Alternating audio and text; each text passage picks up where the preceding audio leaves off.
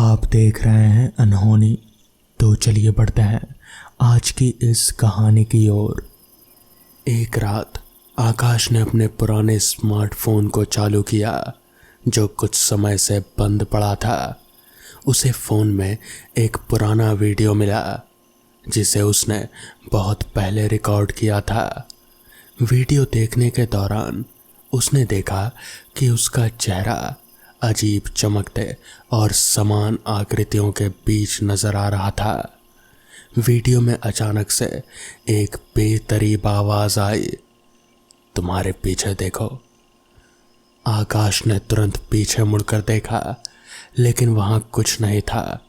वो सोचने लगा कि शायद ये उसकी कल्पना है, लेकिन जब उसने फिर से फ़ोन में वीडियो देखा तो उसने पाया कि वीडियो में उसके पीछे बैकग्राउंड लगातार बदल रहे थे और एक अजीब चेहरे की परछाई उसके पीछे चमक रहे थे। आकाश ने घबराहट में फ़ोन बंद कर दिया और सोचा कि वो सिर्फ एक भयानक सपना था। रात को वो जब सोने गया तो उसे अजीब से खांसने की आवाज़ सुनाई दी। जब उसने आँख खोली तो देखा कि वही अजीब चेहरा उसकी खिड़की के बाहर था जैसे वीडियो में था। आकाश ने जल्दी से लाइट्स ऑन की और चेहरा गायब हो गया। उस रात के बाद से आकाश ने कभी भी उस पुराने फ़ोन को दोबारा चालू करने की हिम्मत नहीं की। आकाश ने सोचा कि ये सब एक बुरा सपना था, लेकिन अगले दिन सुबह उसे पता चला कि उसके सभी घर के दरवाजे और खिड़कियां खुली पाई गई थी, जैसे किसी ने रात भर घर में एंटर किया हो। उसे ये सोचकर और भी डर लगने लगा कि शायद वीडियो में जो दिखा था वो किसी तरह की चेतावनी थी। उसने पुलिस को सूचित किया, लेकिन जांच में कोई ठोस सबूत नहीं मिला। आकाश ने सोचा कि वो अपने पुराने फ़ोन को फेंक देगा, लेकिन उसे ये समझ में नहीं आ रहा था कि ऐसा करने पर उसके साथ क्या हो सकता है। रात के समय आकाश के कमरे में अचानक से ठंडी हवा चलने लगी और वो महसूस कर रहा था कि जैसे कुछ उसे घेर रहा हो। उसने अपने पुराने फ़ोन को पास में देखा और देखा कि फ़ोन की स्क्रीन अपने आप चालू हो गए थे। स्क्रीन पर एक नया वीडियो चल रहा था जिसमें वही अजीब चेहरे की परछाई अब सीधे उसकी ओर देख रहे थे। वीडियो में वही आवाज़ आई, अब तुम्हारी बारी है। आकाश ने फ़ोन को तुरंत बंद किया और उसे बाहर फेंकने का तय किया। उसने फ़ोन को एक दूर जगह पर फेंक दिया और वापस घर लौट आया, लेकिन उसकी घबराहट कम नहीं हुई। उस रात आकाश को नींद नहीं आई और वो हमेशा डरता रहा कि वही पुराना फ़ोन अब भी कहीं आसपास हो सकता है। उसे ये एहसास हो गया कि कभी कभी अतीत की चीज़ें, भले ही वो कितनी पुरानी क्यों ना हो, हमें पीछा कर सकती हैं। आकाश ने तय किया कि वो अब अपने पुराने फ़ोन को फिर कभी हाथ नहीं लगाएगा और अतीत के साथ पीछे छुड़ाने की पूरी कोशिश करेगा। आकाश ने सोचा कि पुराने फ़ोन को फेंकने से शायद वो शांति पा सकेगा, लेकिन कुछ ही दिनों बाद उसे फिर से अजीब घटनाओं का सामना करना पड़ा। रात को उसकी नींद उटक जाती और कभी कभी वो महसूस करता कि कोई उसके कमरे में चुपके से घुस रहा है।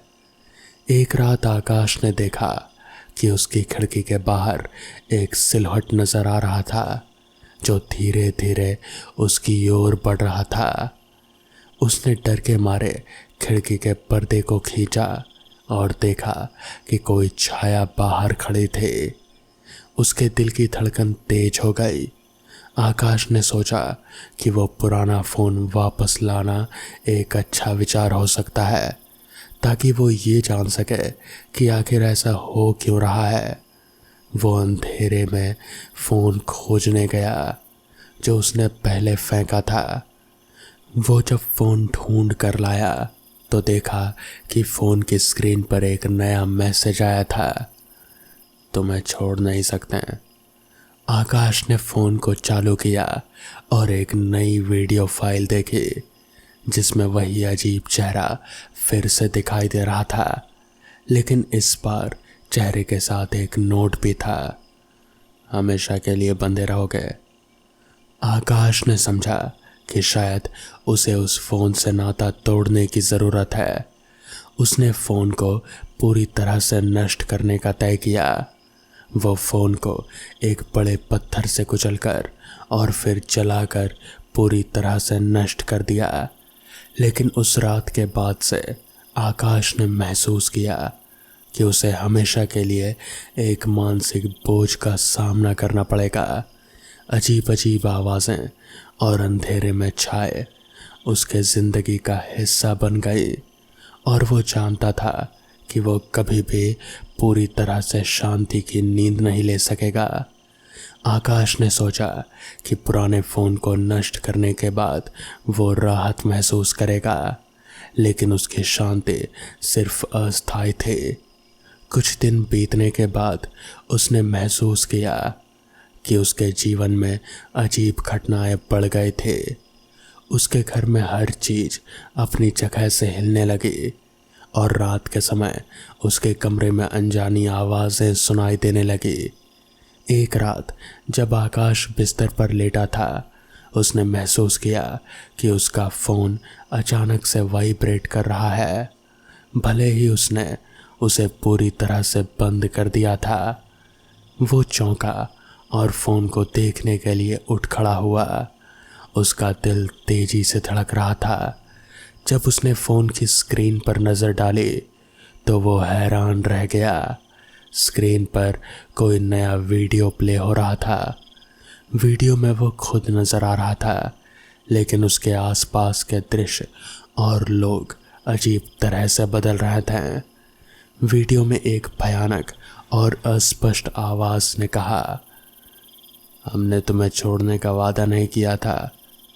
आकाश ने वीडियो को बंद करने की कोशिश की, लेकिन स्क्रीन ने जवाब देना बंद कर दिया। घबराहट में उसने फ़ोन को पंखे में फेंक दिया और उसे पूरी तरह से कुचलने की कोशिश की, लेकिन तब भी फ़ोन ने अपनी स्क्रीन पर वही वीडियो और आवाज़ें दिखाना जारी रखा। इसके बाद आकाश ने अपने घर में और भी अजीब चीज़ें महसूस की। उसके कमरे की दीवारों पर अक्सर अजीब खरोंचें उभरने लगी और उसके सपने में अजीब परछाइयाँ आने लगी।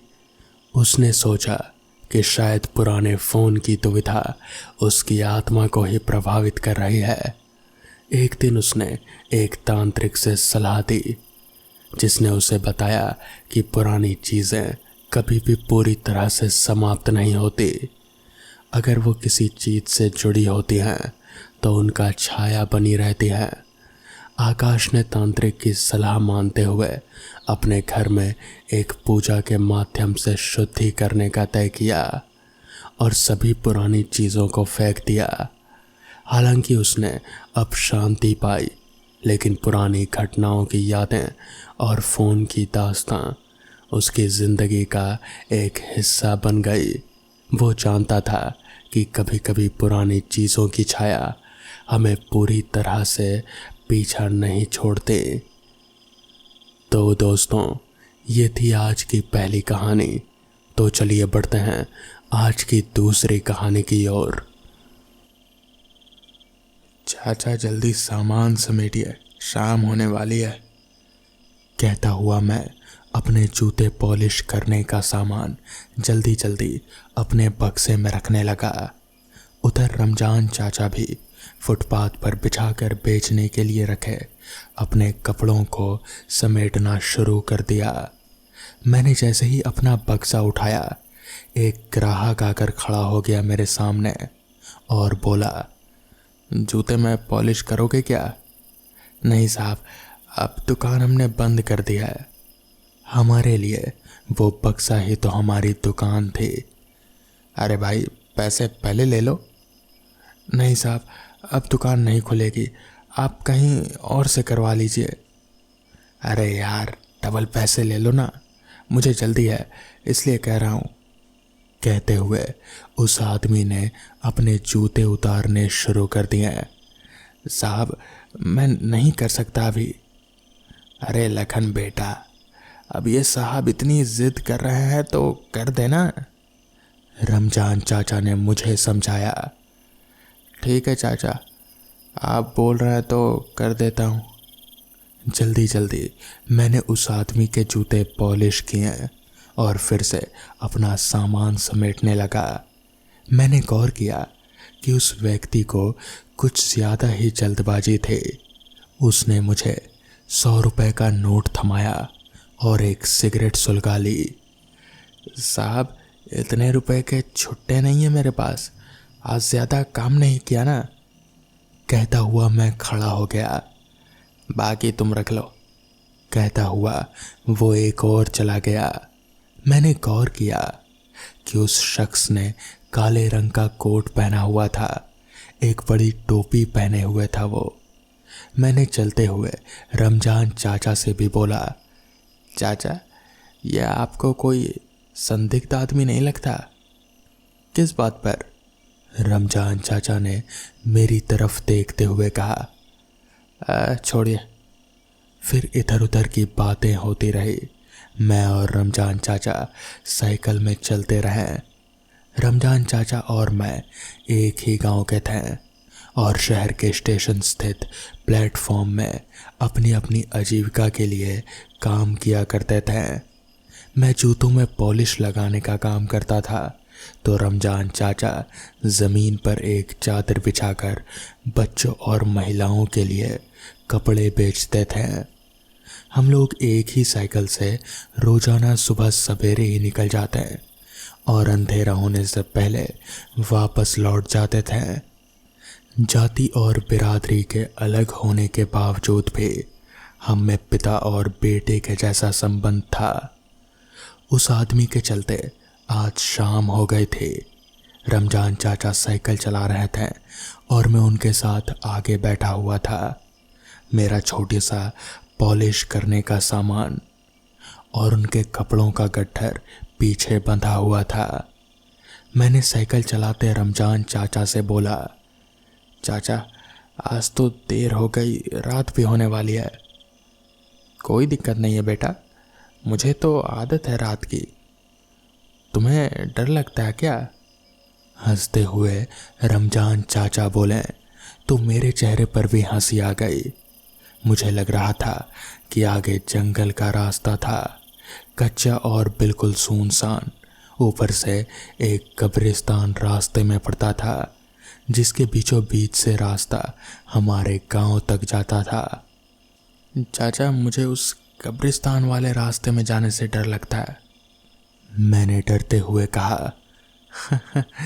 रमजान चाचा हंस पड़े और फिर बोले, बेटा, मैं हूं ना, मुझे भूतों पिशाचों से डर नहीं लगता, मुझे तो तंत्र मंत्र भी आता है, तुम चिंता मत करो। कहते हुए उन्होंने साइकिल चलाना जारी रखा।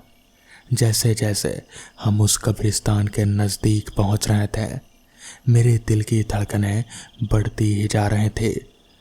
चाचा, मुझे डर लग रहा है। चलो, मैं तुम्हें एक चीज़ दिखाता हूँ।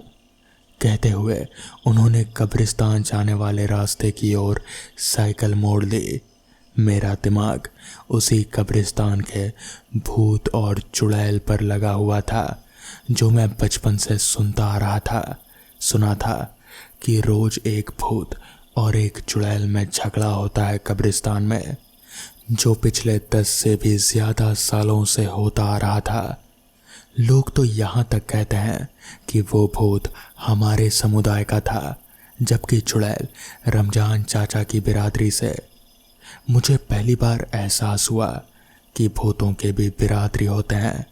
कहते हैं कि दोनों ने दूसरे धर्म में बंधन तोड़ने के बाद शादी कर लिया था, जिसकी सजा स्वरूप उन्हें भरी सभा में मौत की सजा दी गई और उसी कब्रिस्तान में उन्हें दफन कर दिया गया। तब से ये दोनों एक दूसरे से मिलने को तड़पते थे और रात होते ही कब्र से बाहर निकलने को चिल्लाने लगते थे। इसे ही लोग लड़ना समझते थे। चाचा, आपने उस भूत और चुड़ैल की कहानी तो सुनी ही होगी, मैंने डरते हुए पूछा। हाँ, सुना तो है, पर तुम्हें कितनी सच लगती हैं ये बातें, उन्होंने मुझसे ही सवाल किया। मुझे तो सच्ची ही लगती है। हो सकता है कि किसी बात पर मतभेद हो और वो दोनों लड़ते हों इसी बात को लेकर, रात में शायद बाहर भी निकलते हों। वो फिर से एक बार मेरी बातों पर हंस पड़े। वही तो आज दिखाना चाहता हूँ कि कब्रिस्तान में रात को कौन लड़ता है और किसके रोने की आवाज़ें आती है। धीरे धीरे हम कब्रिस्तान के नज़दीक आ रहे थे, तभी साइकिल का पहिया एक पत्थर पर पड़ा और हमारा संतुलन बिगड़ गया। मैंने साइकिल की हैंडल ज़ोर से पकड़ ली, जिस वजह से साइकिल एक ही दिशा में तेजी से भागने लगी। मैं ज़ोर ज़ोर से चिल्लाने लगा। मुझे चिल्लाता देख रमजान चाचा का संतुलन बिगड़ा और हम लोग अंधेरे में एक और गिर पड़े। मैंने कसकर रमजान चाचा का हाथ पकड़ रखा था। अंधेरे में हमें कुछ भी सूझ नहीं रहा था। लुढ़कते लुढ़कते हम लोग एक बड़े से पत्थर से जा टकरा कर रुक गए। मैंने टटोला तो वो एक बड़ा सा पत्थर था। रमजान चाचा ने अपनी जेब से माचिस निकाली और जलाने की कोशिश की। काफ़ी देर की मेहनत के बाद एक तीली जली तो मेरी चीख निकल गई। हम कब्रिस्तान के बीच में थे और वो पत्थर किसी कब्र की थी। मैंने रोते हुए कहा, चाचा, हम कब्रिस्तान में भूत हमें मार डालेंगे। चुप रहो तुम, मैं तुम्हें दिखाता हूँ कि कब्रिस्तान का क्या रहस्य है, क्या है जो आज तक लोगों को डराती आई है। मेरे साथ आओ। कहते हुए उन्होंने एक तरफ बढ़ना शुरू किया। मैं उनके कुर्ते को पीछे से पकड़ रखा था, उनके पीछे पीछे डरता डरता चला जा रहा था। तभी एक ठोकर लगी और हम दोनों ही किसी कटीले तार में उलझ गए। हमारे शरीर के कई जगह से खून बहने लगा, मगर हमें अपनी जान बचाने के साथ साथ आज उस कब्रिस्तान के रहस्य का भी पता लगाना था, जो सदियों से एक रहस्य बना हुआ था। हम धीरे धीरे कब्रिस्तान के एक कोने की ओर बढ़ रहे थे। अचानक ही चाचा ने माचिस जलाई तो मैं चीख उठा। सामने कोई खड़ा था, लाल लाल आंखें, काले कपड़े पहने हुआ था, फटा हुआ कंबल ओढ़ रखा था उसने। जोर से चिल्लाया वो। मेरे दिमाग को एक झटका सा लगा। उसकी आवाज़ ठीक उसी तरह मिल रहे थे जैसे आज तक मैं रात को कब्रिस्तान से निकलती आवाज़ें सुना करता था। उसने कंबल में कुछ चीज़ें इकट्ठा कर रखी थी कि ज़रा सी रोशनी में वो चमकने लगते थे। इसे ही लोग रात में कब्रिस्तान में जलता और बुझता हुआ चिराग कहते आए थे। वो हमें कोई बहरूपिया लगा जो किसी खास मकसद से रात में उस कब्रिस्तान में आता था। कौन हो तुम? यहाँ क्या कर रहे हो? मैंने डरते डरते पूछा। जवाब में उसने अपना चेहरा मेरी ओर घुमाया और मुंह खोलकर जोर से हंसा। उसके सड़ चुके दांतों से एक भयानक दुर्गंध निकली जो मेरे दिमाग में घुसती हुई प्रतीत हुई। आंखें एकदम से लाल, चेहरा धंसा हुआ, आंखों के किनारों पर काजल चिपोता हुआ। बहुत ही डरावना चेहरा था उस आदमी का। क्यों रामलाल काका? उसके सामने आते हुए रमजान चाचा ने कुटिल मुस्कान उकेरी। वो आदमी कुछ पलों के लिए ठिठक गया। उसने ज़ोर ज़ोर से अपनी आवाज़ें निकालनी शुरू कर दी। मुझे बहुत डर लग रहा था, मैंने रमजान चाचा को जल्दी यहाँ से निकलने को कहा। अभी रुको बेटा, तुम पूछोगे नहीं ये कौन है? हाँ पूछना तो चाहता हूँ, पर डर लग रहा है। अभी यहाँ से निकलना ही सही होगा। मैं बताता हूँ ये कौन है। तुम जिसे भूत और चुड़ैल समझते हो और उनकी बातें कर रहे थे, ये उनका बाप है। क्या? मेरी आंखें आश्चर्य से फैल गई। ये पागल बूढ़ा आदमी कोई और नहीं बल्कि राजन का पिता और रेहाना का ससुर है, और आज भी मानता है कि उनका बेटा और बहू जिंदा इस कब्र में दफन है। रोज शाम को ही ये यहाँ आ जाता है। मुझे सब पता है, पर बताया आज तक किसी को भी नहीं। कुछ भी हो, मुझे वहाँ से निकलना था। हम लोग धीरे धीरे कब्रिस्तान से बाहर निकलने का रास्ता खोजने लगे। अंधेरे में कुछ दिख नहीं रहा था। रमजान चाचा ने माचिस निकाली और जलाकर दिशा भांपने की कोशिश की। मुझे बचा लीजिए चाचा जी। कि तभी किसी औरत की आवाज़ गूंजने लगी। सामने अपनी छत विछत चेहरा लिए रेहाना हाथ जोड़े खड़ी थी। चेहरे के नाम पर एक आंख बाहर निकलकर लटकी हुई, टूटी और मुड़ी हुई ठुड्डी, आधे टूटे हुए और बाहर निकले दांत, कुल मिलाकर डरावना और भयानक चेहरा था रेहाना का। इतना डरावना चेहरा देख मेरी चीख निकल गई। मैं अंधेरे में ही भागने लगा। मुझे रोकते हुए रमजान चाचा भी मेरे पीछे आने लगे। रुक जाओ, एक कड़क आवाज़ ने मुझे पीछे देखने को मजबूर कर दिया। सामने कोई और ही खड़ा था, रेहाना के अलावा। वो कोई और नहीं बल्कि राजन था, जिसे रेहाना के बगल में ही दफन कर दिया गया था। सर और धड़ अलग थे, पूरा शरीर खून से तरबतर था। उसने अचानक से मेरा हाथ पकड़ लिया और बोला, कहाँ जा रहे हो लखन मेरे भाई? मैंने पूरी ताकत से अपना हाथ छुड़ाने की कोशिश की, पर मुमकिन नहीं था। मुझे अपने करीब खींचते हुए वो काला शख्स बोला, मेरे साथ नहीं रुकोगे लखन? कहते कहते उस शख्स का सिर भयानक हंसी में डोलने लगा। मैं रोने लगा तो उसने मेरा हाथ छोड़ दिया और बोला, तुम शायद मुझे नहीं पहचानते। रुको, मैं तुम्हें कोई नुकसान नहीं पहुंचाऊंगा। हम लोग बुरे नहीं हैं।